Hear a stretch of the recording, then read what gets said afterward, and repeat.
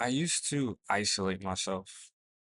I used to isolate from everything. I used to isolate from my family. I used to isolate from God, even.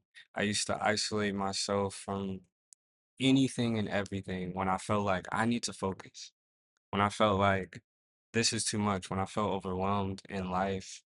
Um, I've been traveling all my life, not all my life, since I was about 19. And in these times, I would be separate from the people that I love. I would be separate from my family. I would be separate from, even if I had a girlfriend, there was times I would be alone. I would go to places where I am just genuinely alone. And I started to realize this is not something that I always need to do. Sometimes you do, like I don't want to go back and forth. Sometimes you do need that. But it's not always necessary. It's not always necessary. Sometimes we need to learn how to compartmentalize. Sometimes we need to understand we don't need to cut people off. We don't need to say, all right, freak this. I'm done. I'm out of here. I don't need this person. I don't need my girlfriend. I don't need my family. I don't need my friends. They're not aligned at all. I feel like so many influencers talk about this. They're like, you need to cut off everybody in your life and all this. And sometimes that is necessary. Sometimes you do have toxic people around you, but sometimes people just are not aligned. Sometimes people are just not for that season. Sometimes people are just not for you in this moment right now. So I started learning compartmentalization. I've been really working on this, understanding that not everybody's gonna get my plans. Not everybody's gonna understand my doubts. Not everybody's gonna understand my energy right now. Not everybody's gonna understand my fun. Um, Not everybody's gonna understand the locking. Some people are just for fun. Some people are just for growth. Some people are for silence. There's people I call right now and I can talk to them and I can literally just sit in silence. I can sit in silence. I can work. I can deep work with this person for 2 hours. There's some people I can call and say, "Hey, I just need to talk to you." And really, I'm calling them because it's a growth moment in my life. And I know when I call this person, it's exponential. It's boom, boom. We're gonna feed off each other. The energy is gonna be up, up, up, up, up, up.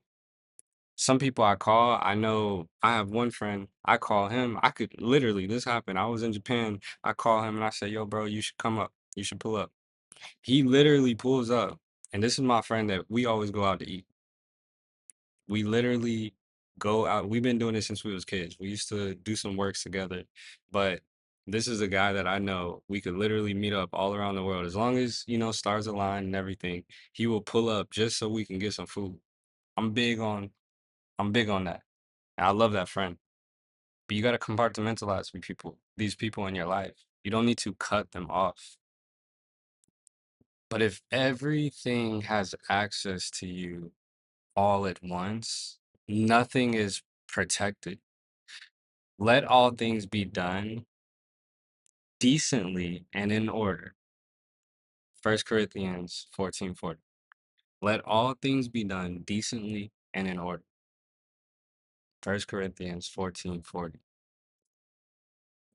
You're not isolating, you're bringing order. You're bringing order to your life, to your friend group, to the people that have access to you, and when. So again, you don't need to cut everybody off. Sometimes you just need to place this person here, or these people here for this time, for this season. And you can still check in. You can still communicate and say, "Hey, I need time right now, guys." And those that don't understand, unless it's like your family and y'all are bind in like that and y'all are, locked in by blood and you can't get rid of these people at all. But those that truly just don't understand and truly make you feel like, all right, if I don't call you, we're not friends. I don't call you, we're not connected. Those may be people that you are not your friends. Your friends should understand, especially if you're communicating and you're being an adult. and you're saying, "Hey, like I'm locked in right now, and I need space," or "I'm locked in right now, and um I'm gonna hit you when I can." But hit them when you can, though. That's a big thing. And so through this understanding of compartmentalization and being alone, I had to really understand solitude and define solitude for myself. And here we'll define it. Solitude is, for me, is intentional separation. Solitude is choosing to be alone to hear clearly. Solitude is where direction gets refined. Think about when Jesus in the Bible, he withdrew. He didn't leave. He didn't, well, he did. He left, but he didn't, there was no separation. He was with everybody. He was still there. He was still covering his disciples. They still had this connection with him in a sense. Some theologian or whatever can fight me on that, but you kind of understand what I'm saying. He went and withdrew, had his solitude, prayed to the Father, but he was still connected, right? And so it's important to have that time for solitude. It's important to go into your prayer closet. It's important to have that time where there's no distraction, you know. Think about solitude as is it's not empty. It's where you stop being influenced and start being forged or formed, right? It, Jesus often withdrew to lonely places and prayed. Luke 5:16. Jesus often withdrew to lonely places and prayed. They said this. Luke 5:16. Sit on that. Take that in. Understand that. We're supposed to be like him, you know? We're supposed to have qualities like our God, like our Jesus, like our Father. And so don't skip that. Now, let's break down this isolation, right? Because that's when separation becomes dangerous. It's not good in my opinion. Because the distinction between solitude and isolation, it seems similar, but it's different. Solitude brings clarity. Isolation breeds confusion. Isolation, as we said, it's cutting everyone out. And it could be out of pain. It could be out of, like I feel like I need this. Everybody's this. I feel like it comes from more of a negative place. And sometimes it's avoiding accountability or using growth as an excuse to hide.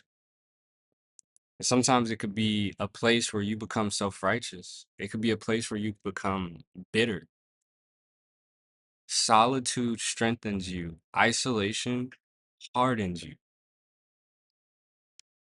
And so now we bring this back to the Bible. Whoever isolates himself seeks his own desire. He breaks out against all sound judgment. Proverbs 18, verse 1.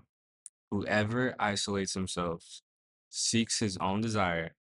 He breaks out against all sound judgment. Proverbs 18, verse 1. I feel like throughout this process, you need a sense of discernment for yourself, for the people around you, for to just understand what you need exactly. I think it takes discernment to know how to compartmentalize. It takes discernment to know when you're really isolating yourself over having moments of solitude, right? And so discernment is knowing who belongs in the compartment. Discernment is knowing when to be silent versus when to speak, knowing whether you need solitude or you need community. Some people think they need more people. Some people think they need to cut everybody off. Most people just need discernment. Discernment keeps you from oversharing, over isolating, moving emotionally instead of intentionally. And that's what I'm trying to make the distinction, there. It's you don't want to just, okay, I feel this, so I need to do this. I need to be alone. I wanna focus, or I wanna everything is so bad, so I need to go here. No, like, have discernment, understand yourself, have emotional awareness, you know? Have emotional awareness, have self-awareness, and talk to the Lord about these moments. When you need solitude, when you feel like you need to be alone and you need to focus and you need to lock in, pray about it. Bring it to the Father first. Pray about it. Lord God, I feel like, this is time to lock in. I feel like you're bringing me to a place where I need to lock in. I need to focus on my goals. You're putting goals on my heart.